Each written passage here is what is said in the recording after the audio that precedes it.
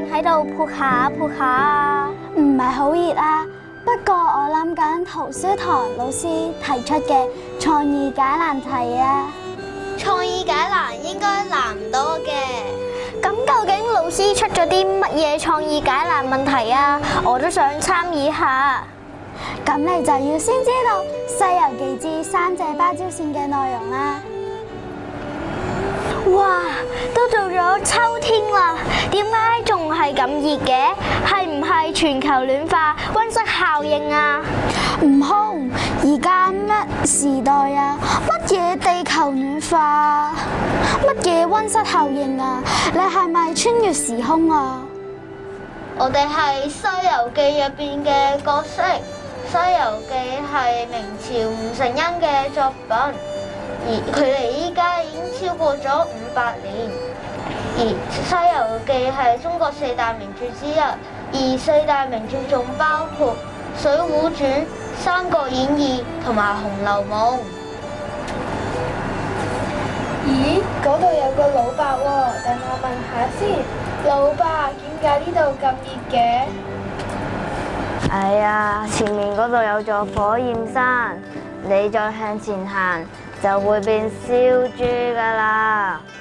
除非你去問鐵扇公主借把芭蕉扇，只要潑一下就會潑熄晒啲火噶啦。唔該，老伯。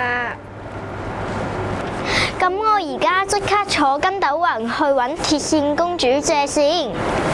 八戒、沙僧，你哋先照顧師傅。知道。公主，可唔可以借把芭蕉扇俾我用啊？你想借芭蕉扇？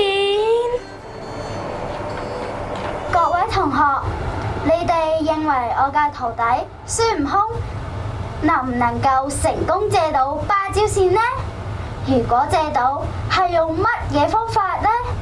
如果借唔到，又點解借唔到呢？